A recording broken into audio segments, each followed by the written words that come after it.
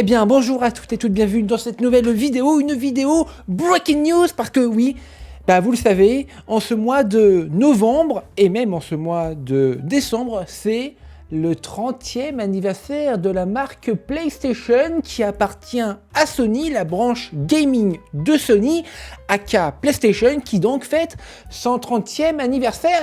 Et donc, vous le savez sûrement aussi, vous l'avez peut-être vu passer si vous suivez un minima l'actualité du jeu vidéo, mais aussi du cinéma sur ma chaîne YouTube depuis maintenant 9 ans.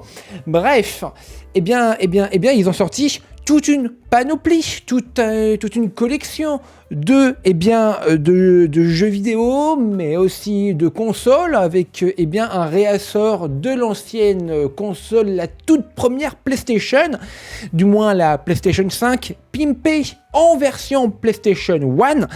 Et là, il y a quelques instants à peine, vraiment, c'est tout frais.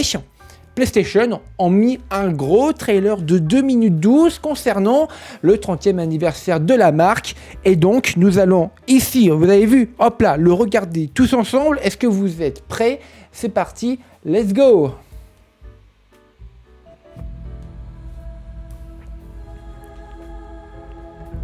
Ça commence bien.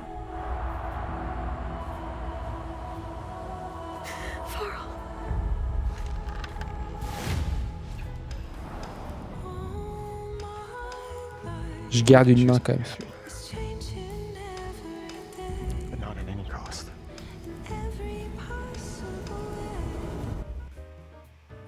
Je coupe le son pour le copyright, les amis, désolé.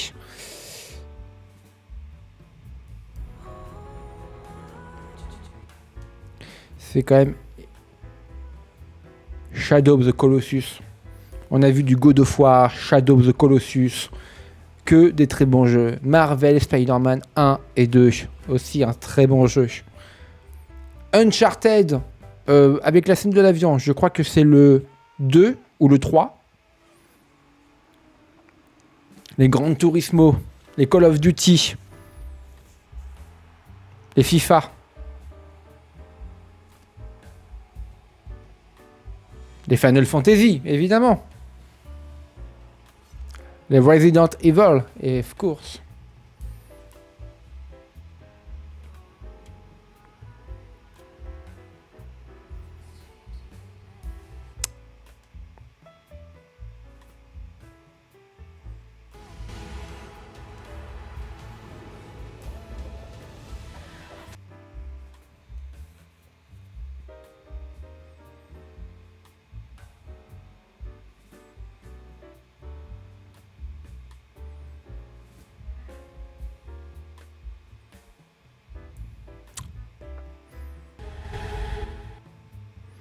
It's about. Ça vous concerne. En français, c'est votre histoire. Merci. Pour 30 ans de jeu. Et c'est un trailer très intéressant. Très intéressant, et il fait écho avec l'actualité, parce que vous le savez, il y a quelques mois maintenant, l'ancien patron de PlayStation a quitté son poste. Sheyu va aussi quitter son poste en janvier prochain. Donc j'ai l'impression quand même que c'est un post, une vidéo quand même très centrée sur la nostalgie, ce que PlayStation a créé, a fait. Et ça, c'est quand même hyper intéressant à analyser. Alors, néanmoins, il y a aussi, malheureusement, beaucoup de controverses concernant cette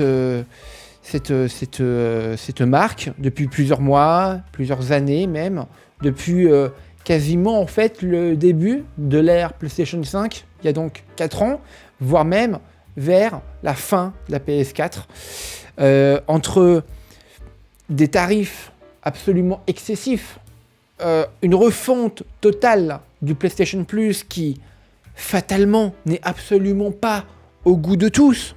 Une PlayStation 5 Pro à 800 €, sans lecteur de disque, avec un lecteur CD amovible qui n'est pas tout le temps réapprovisionné.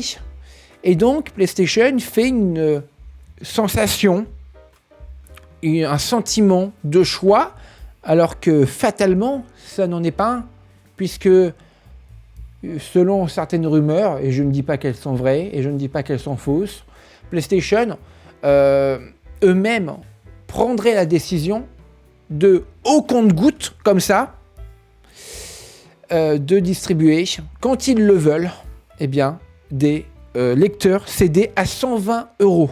Donc, la machine, PS5 Pro à 800 €, où il y a à peine 10 à 15% de différence graphique sur la PS5 basique sortie 4 ans plus tôt, c'est quand même... Ouais, non, je suis pas forcément en phase avec ce que PlayStation en ce moment fait, mais quand on voit ça, ce genre de spot publicitaire, est-ce que PlayStation a envie de, je ne sais pas, de enfin montrer qu'ils sont, depuis maintenant un petit bout de temps, enfin de notre côté, nous les joueurs. Parce que Has Play No Limit, c'était devenu pendant très longtemps for the player, for the player. Bon, vous avez compris. Et donc, est-ce que pour 2025, les choses vont enfin changer du côté de chez PlayStation? Eh bien, ça, les amis, seul l'avenir nous le dira. Et l'avenir, c'est potentiellement demain. Demain, pourquoi? Parce que, rappelez-vous, lors d'un autre post publicitaire diffusé mi-novembre, eh bien, il y avait une petite date, un petit truc dissimulé, le 3 décembre 2024. Bon, voilà. Je vous en ai fait ma vidéo déjà sur le détail, je ne vais pas en revenir. Vous avez tout ce qu'il faut ici, cliquez juste ici pour la regarder, cette vidéo. Bon, moi en tout cas, ce que je comprends quand même avec ce post publicitaire, c'est que, ça y est, je pense que PlayStation a compris de ses erreurs, a, entre guillemets, dégagé, viré ceux qui ne respectaient pas les joueurs. Et donc là, enfin, les choses vont pouvoir reprendre du poil de la bête. Bon, les amis, merci d'avoir regardé. Ciao tout le monde, c'était The Creative Man. Au revoir.